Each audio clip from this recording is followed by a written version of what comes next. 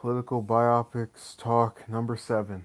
Um, I had a very good boost in the Theodore Roosevelt project. I have a basic idea of how I want the film to go now. I realized I'm really interested in that period of his early life with his father, so his first 19 years with Theodore Roosevelt Sr. And I thought it would be interesting if maybe half of the movie is that, and the other half is his actual tenure as president. And it's worked in a way to where the ongoing current events are his tenure in office, but you're getting flashbacks of when he was, in his youth. That would be the period you would see retroactively. So not as it's happening, but just, oh, I remember this one time, or I'll never forget when me and my dad went out and did this. Um, and I think the way it could work is that it could those could be the more lighthearted moments in a film that's pretty dark and fighting elements of corruption and other issues that were afflicting the U.S. at the time. Um, I'm still a few pages into the script, but I think this is a good starting point for what I hope to come out of this. As far as the rest of it is concerned, I had a series of other ideas that were going through my head. The Truman Project, for example, was still something I'm thinking about. Once I get a basic framing for that, I'll try that as well. But Carter, I distinctly know I want it to be about his presidential campaign, then his 4 years, and do it in that manner. Um, so yeah, for Truman and Eisenhower, they would both be hypothetically just the 8 years straight through, um, with mentionings of things in the past. And then as far as the others are concerned, if I find their periods interesting, I'll do those as well. McCarthy Trump is still having its first episode written.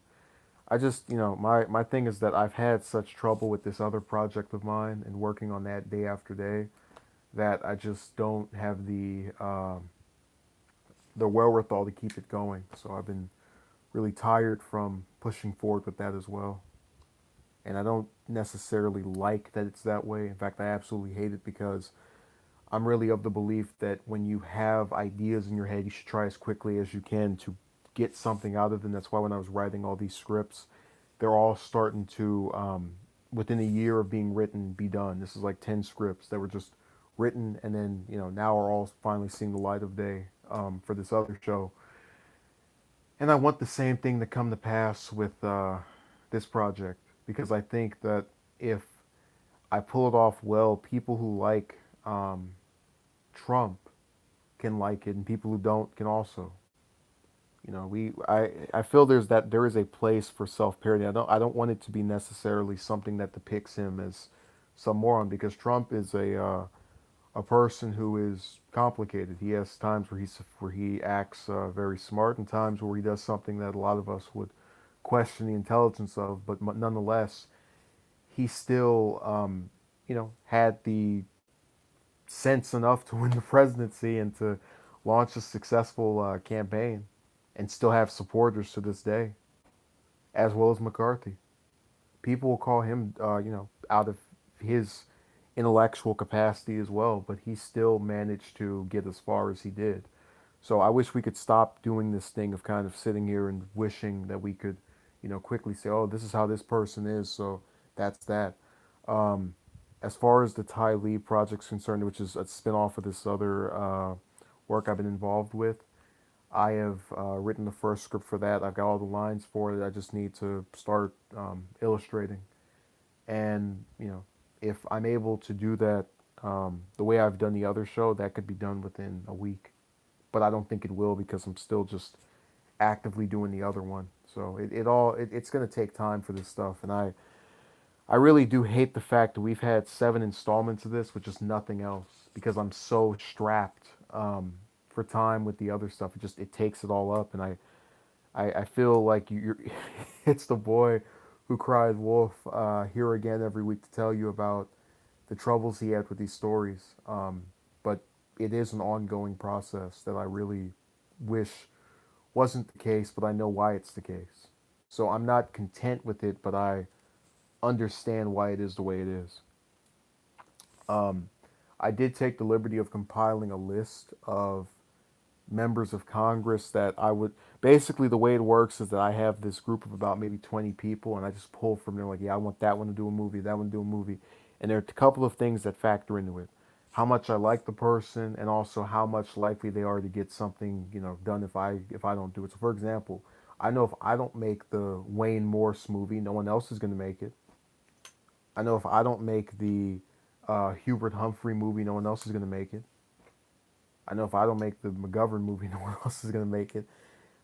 Truman might get a film, Carter might get a film, but a lot of those earlier presidents, like Quincy Adams, Polk, no matter how significant they might be historically, they just won't get a work.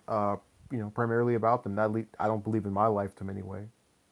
Like I mentioned here or there, but nothing just directly having to do with how they became what we know them as, and it's sad because it effectively means that no matter how much you want to preserve history or show something through an event, people don't feel the need to become involved and watch it. It's there to be there.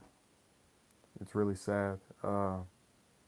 So the other thing I would throw out there is if I were to do anything about the representatives, Henry Gonzalez is close to the top of the list. It's him and Dingell, who's there primarily for being the longest member of the House. I think the longevity thing is important because you can really tell a lot of interesting stories with people who were just in office for long periods of time by virtue of them being there for as long as they were. Um, so that's another tale that could be told. But yeah, I think I'm gonna end it here. Uh, I'm gonna aim for a clip of McCarthy Trump. I'll just probably take what I might do is just make a line of dialogue, put that up, and then see how I feel about it. Yeah, and the problem is you have to make sure you have the faces matching as they would be in real life. With both of these two, that's tougher than with the cartoons of just a character you made here or there. So we'll see what happens. But thank you, and have a good night.